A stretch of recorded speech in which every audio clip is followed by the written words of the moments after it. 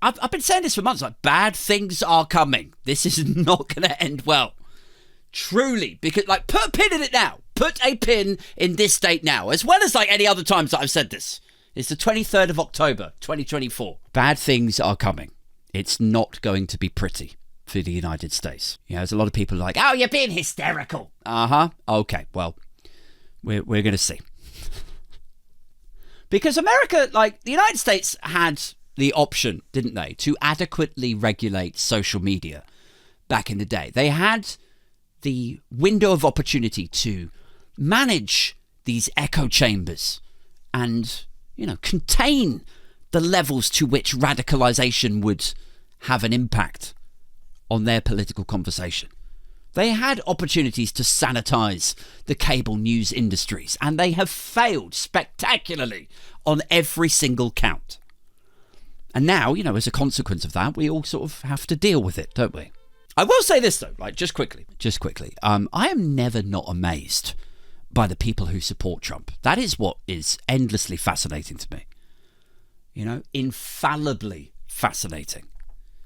Like, last week we were talking about, what was that news story? Oh, it was the Detroit pastor, right? The black Detroit pastor who supports Donald Trump. Just endlessly making excuses for him. He said he's not voting for a pastor, he's voting for a leader, and that makes it okay to him. All of the horrendous stuff that he's said and done, the laws that he's broken. And then, like, this week, I was looking at the news and I saw a thing. It was a news story. It said Arab Americans are voting Republican. And I'm like, Arab Americans are now. It said, why are Arab Americans turning to Trump? I was like, I don't know. Are they in the throes of some sort of weird generational secondary trauma or something?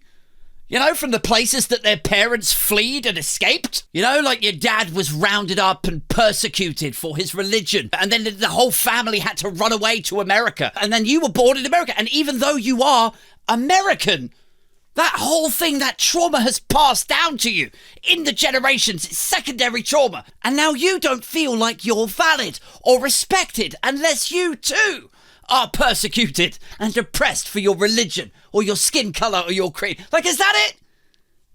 Is that what this is? Or are you just mad homesick? You know, round you up, put you on a plane, fly you up. Oh, like, if we vote for this guy, we'll get free flights on United, man. Oh, man. Can't turn down those free flights, can you? It's a good deal. I mean, why the fuck would anyone, especially Arab Americans, vote for Trump? Why would... You know, like, I could still hear his voice, like, going around in my head. About all the things that he's committed to for his second term. Yo, we're going to reimpose the Muslim ban. We're going to round them up. We're going to put them all in specially constructed camps. Like, that's what he said. He's basically going to do. He's going to start constructing a portfolio of camps. You know, how do you hear that and turn that into a positive if you're an Arab American? Well, at least somebody is committing to something resembling new housing for minorities. So it's got my vote. But no, it's always, you know, when you tell people, whether they're Arab Americans, white Americans, black Americans, whatever, that pastor from last week that we were laughing at, they always seem to be very, you know, forgiving, dismissive, you know, laissez-faire about all of his shortcomings.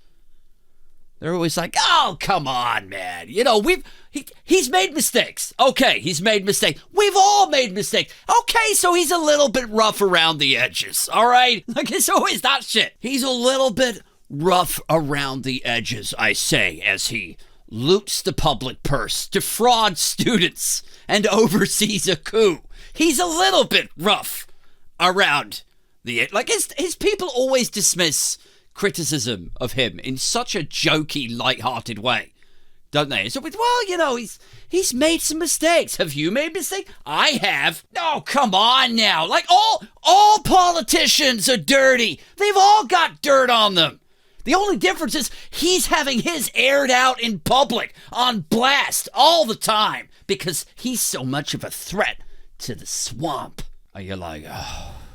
Right, so, just off the top here, the fake university, the Deutsche Bank loans, the rape allegations, plural, the coup, the Stormy Daniels campaign finance money, the stolen documents that he didn't return, the undocumented, unminuted meetings with Putin, the racism, the Georgia votes. It never lands, never resonates, does it? Even for a second. He's a bit rough around the edges. He's boys will be boys. No, he's not perfect, but he's not a politician. He's an outsider. That's why he's so rough around the edges. But once he's in the White House, once he gets into the White House, once he's in D.C., well, then he's going to settle down, just like he did not before. But yeah, he's a diamond in the rough, and, boys will be boys, and I'm sure he's just going through a phase. Like, how is that? How is that sort of response? Right. And it is exactly that sort of response, right?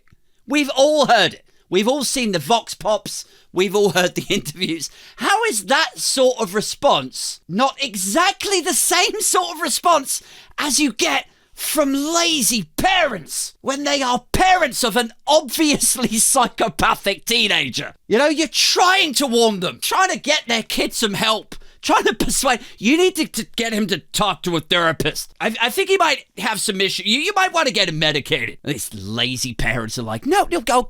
God bless you, Chuck. No. The thing is Bill is just going through a phase, but boys will be boys. I appreciate what you're saying. What you're trying to do, but boys will be boys. It's just a phase. And you're like, a phase? Yeah, no, it's a phase. The boys and their hormones. They get a bit boisterous, and you're like, he buried a chainsaw in my dog, Margaret.